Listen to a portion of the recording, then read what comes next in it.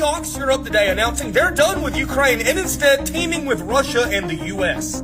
The battlefield situation is constantly shifting, but what if there were a way for Ukraine to secure ultimate protection without even becoming a full NATO member? Italy's government has introduced a surprising new idea, one that could give Ukraine the benefits of NATO's Article 5 protection while sidestepping the lengthy and politically complex membership process. This proposal, if taken seriously, could fundamentally change how military alliances function and put Russia in a position where it would need to make difficult choices. This idea comes at a critical moment. Ukraine's relationship with the United States is under immense strain, especially following a recent unsuccessful meeting between former U.S. President Donald Trump and Ukrainian President Volodymyr Zelensky. At the same time, NATO itself is divided. Some European nations are reportedly exploring ways to support Ukraine independently without relying on NATO as a whole. This raises key questions. What exactly is in Italy's new proposal? Could it force NATO to act in ways it previously avoided? And why does the United States, which has been one of Ukraine's biggest backers, seem to be pulling away when Ukraine needs support the most? On March 6, 2025, Italian Prime Minister Giorgia Meloni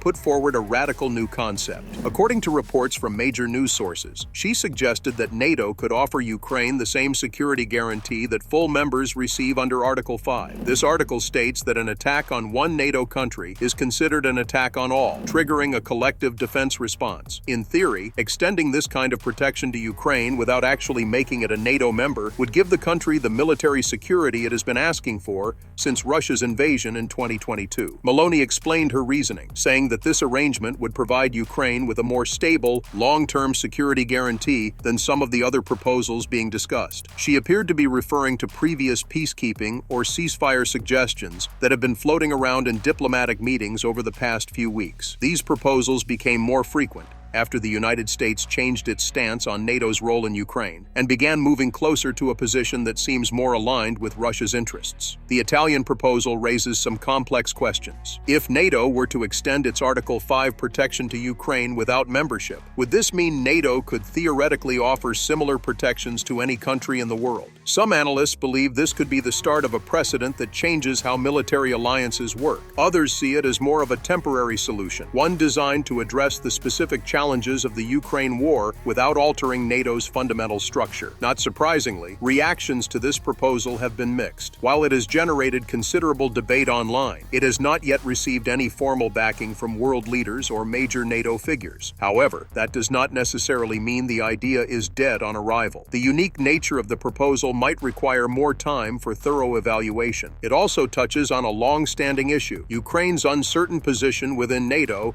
and the larger geopolitical landscape. Ukraine's relationship with NATO has been evolving for decades. Since gaining independence from the Soviet Union in 1991, Ukraine has frequently shifted between pro-Russian and pro-Western leadership. In the 1990s, it maintained a neutral stance, seeking balanced relations with both Moscow and Western countries. During that time, Ukraine cooperated with NATO, but did not push for membership. In 1994, Ukraine signed the Budapest Memorandum alongside Russia, the US, and the UK. In this agreement, Ukraine gave up its stockpile of nuclear weapons, the third largest in the world at the time, in exchange for security assurances. The memorandum stated that Ukraine's territorial sovereignty would be respected, and it would not face military threats from the other signatories. However, when Russia annexed Crimea in 2014, those guarantees were effectively broken. Ukraine's NATO aspirations became more serious after the 2004 Orange Revolution, which brought a pro-Western government into power. The country made moves to strengthen its ties with Europe and NATO, though support for full membership remained relatively low due to Russia's continued influence. That changed in 2014 when Russia's military intervention in Crimea pushed Ukraine to accelerate its NATO integration. By 2019, NATO membership was written into Ukraine's constitution as a strategic goal. Despite these efforts, NATO remained hesitant to offer full membership to Ukraine. The biggest concern was the risk of escalating tensions with Russia. From Moscow's perspective, Ukraine joining NATO would represent a direct threat, bringing Western military forces stretches right up to Russia's borders. Russian President Vladimir Putin has consistently opposed NATO's expansion, particularly in former Soviet territories. He has described Ukraine's shift toward NATO as unacceptable, even using it as part of the justification for the full-scale invasion launched in 2022. This ongoing conflict has created a difficult situation for NATO. While many member states support Ukraine, they are also cautious about making commitments that could lead to direct military confrontation with Russia. Article 5 has only been invoked once in NATO's history, after the 9/11 attacks in the U.S., when member countries joined the American-led response against al-Qaeda. Applying Article 5 to Ukraine in any form would be an unprecedented move. For Ukraine, NATO membership remains a top priority, but the reality is complicated. Under NATO's official rules, countries with ongoing territorial disputes or active conflicts are less likely to be admitted. This is because NATO does not want to be automatically drawn into wars that are already in progress. Russia's continued occupation of Ukrainian territory gives it a way to block Ukraine's NATO bid indefinitely. Italy's proposal offers a potential workaround to this problem, but it also presents new challenges. If NATO members were to approve this plan, they would essentially be making a security commitment without fully integrating Ukraine into the alliance. Would this be enough to deter further Russian aggression, or would it provoke an even stronger response from Moscow? Another key question is whether all NATO members would agree to such an arrangement. NATO decisions require full consensus among all 31 members, and some countries have already shown reluctance when it comes to Ukraine. Hungary, for example, has expressed skepticism about further military involvement in Ukraine. Other nations, such as Turkey, have historically played a balancing role between NATO and Russia. Securing unanimous approval for an expanded Article 5 application would be a major diplomatic challenge. There is also the issue of the United States changing position. While Washington has been a major provider of military aid to Ukraine, recent developments suggest a shift in strategy. Reports indicate that Trump's administration is exploring ways to bring about a negotiated peace deal, one that could involve territorial concessions. If the U.S. is moving toward a more conciliatory approach with Russia, it could make it even harder to get NATO-wide approval for Italy's plan. After gaining independence from the Soviet Union in 1991, Ukraine was left in a fragile position. It was no longer part of the Soviet system, but it was also not fully integrated into Western structures like the European Union or NATO. During the early years of independence, Ukraine attempted to balance its relations between Russia and the West, avoiding taking a clear stance in either direction. The country remained officially neutral, seeking diplomatic and economic cooperation with both sides. One of the most important agreements of this period was the Budapest Memorandum, signed in 1994 by Ukraine, Russia, the United States, and the United Kingdom. At the time, Ukraine had inherited a massive stockpile of nuclear weapons from the Soviet Union, making it the third largest nuclear power in the world. However, under the terms of the memorandum, Ukraine agreed to give up its nuclear arsenal in exchange for security assurances. The signatories promised to respect Ukraine's sovereignty and territorial integrity, and they committed to refraining from the use of force against the country. For years, the Budapest Memorandum seemed to provide a level of security, but it ultimately proved to be ineffective. When Russia annexed Crimea in 2014, Ukraine's sovereignty was directly violated. The Western countries that had signed the agreement strongly condemned Russia's actions, but no military response was taken to enforce Ukraine's territorial integrity. This event significantly weakened trust in international agreements and changed the way Ukraine viewed its own security needs. The lesson was clear.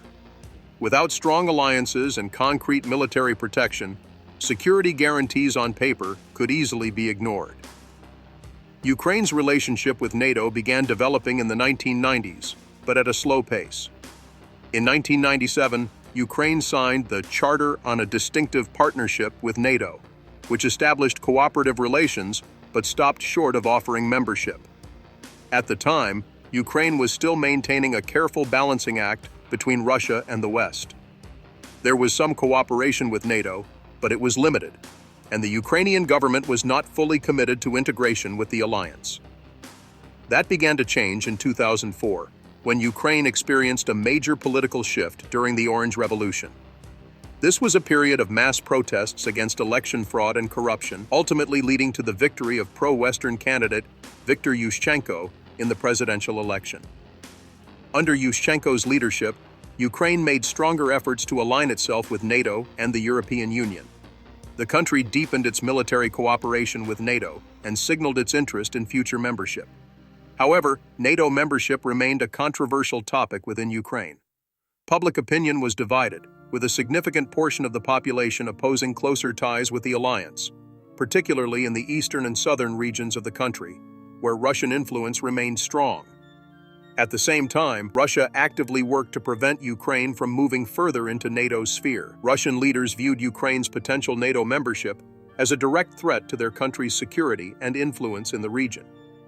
In 2010, Ukraine's NATO aspirations suffered a major setback when Viktor Yanukovych, a pro-Russian politician, won the presidential election.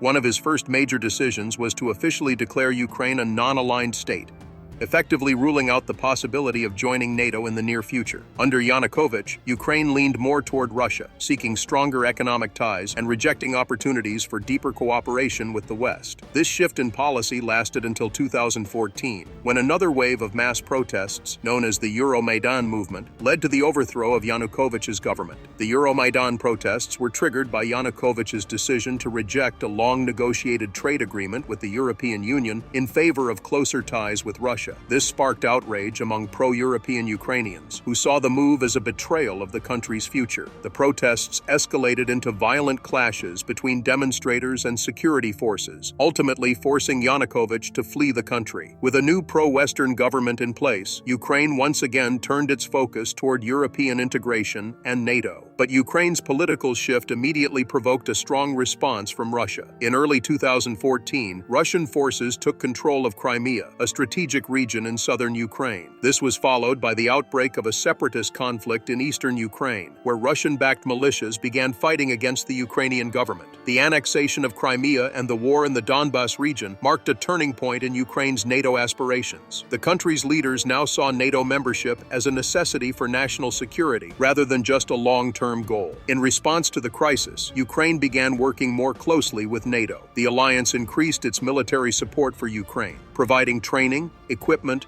and intelligence sharing. In 2017, Ukraine adopted a new security policy that formally identified NATO membership as a strategic objective. This commitment was further solidified in 2019 when Ukraine amended its constitution to include NATO and EU membership as fundamental goals. Despite these efforts, NATO remained hesitant to offer Ukraine full membership. One of the biggest obstacles was Russia's continued aggression. NATO has historically been reluctant to admit countries that are involved in active conflicts or have unresolved territorial disputes.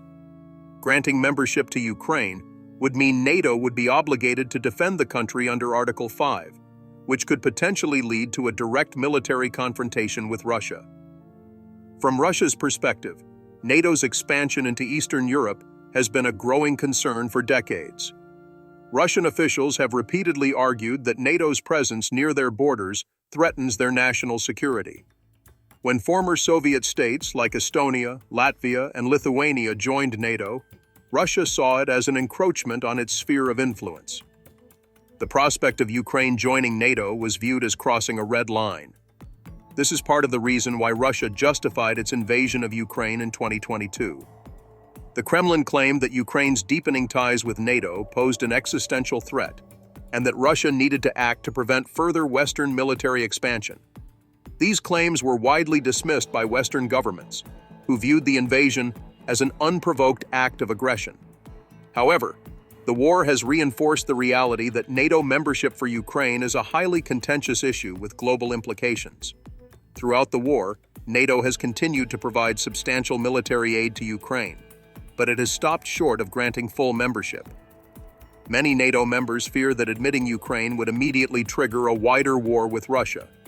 Instead, the alliance has focused on strengthening Ukraine's defense capabilities while avoiding direct military intervention. Ukraine, on the other hand, remains determined to secure NATO membership. Ukrainian officials have repeatedly stated that joining the alliance is the only way to ensure long-term security. President Zelensky has urged NATO members to provide a clear path to membership, arguing that Ukraine has proven its commitment to democratic values and military cooperation. The Italian proposal to extend NATO's Article 5 protections to Ukraine without full membership represents a potential middle ground. If implemented, it could provide Ukraine with a level of security while avoiding the risks associated with immediate NATO expansion. However, it remains to be seen whether NATO members will be willing to take such a bold step. Ukraine, despite its long-standing partnership with NATO, has never had access to this level of security. While NATO has provided military aid, training, and logistical support, Ukraine has not been granted the full protection that comes with membership. The Italian proposal to extend Article 5 protections to Ukraine without full membership presents a unique and unprecedented challenge. If adopted, it could change the way NATO operates and how military alliances function in general. At its core, the proposal suggests that Ukraine could receive NATO's collective defense guarantees without going through the formal membership process. This would mean that an attack on Ukraine would be treated as an attack on NATO itself, compelling the alliance to respond. However, this raises several difficult questions. First, would NATO countries be willing to take on such a commitment without Ukraine officially joining the alliance? Second, would such an arrangement even be legal under NATO's existing framework? And third, how would Russia react to this kind of security guarantee? Ukraine's path toward NATO has always been complicated, but the current war has made things even more difficult. Normally, NATO follows an open-door policy, which means that any European country can apply for membership. Once a country applies, NATO evaluates its ability to contribute to the alliance's security and whether it meets the required political, economic, and military standards. This process is usually formalized through a Membership Action Plan, MAP, which outlines the necessary reforms and conditions a country must fulfill before joining. In theory, Ukraine has met many of these conditions. Over the years, it has strengthened its democratic institutions, increased its military cooperation with NATO, and implemented reforms to align its defense sector with NATO standards. However, one of the biggest unwritten rules of NATO membership is that the alliance prefers not to admit countries with active territorial disputes or ongoing conflicts. This is where Ukraine's situation becomes particularly challenging. Since Russia's annexation of Crimea in 2014 and the ongoing war in the eastern regions of Ukraine, NATO has been hesitant to offer full membership. One of the key concerns is that admitting Ukraine could automatically trigger Article 5, forcing NATO into direct military conflict with Russia. Given that Russia is a nuclear-armed power, such a scenario carries enormous risks. This has led to a diplomatic deadlock. Ukraine wants to join NATO to protect itself from further aggression, but its unresolved conflict with Russia makes NATO reluctant to extend full membership.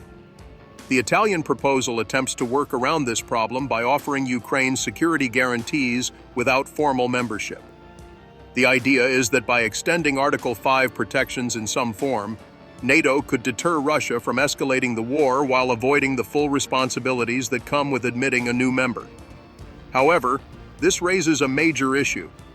Does NATO have the authority to extend Article 5 beyond its official members? Legally speaking, NATO's founding document, the Washington Treaty, does not explicitly provide a mechanism for extending Article 5 protections to non-member states. Article 5 is clear in stating that only NATO members can invoke collective defense.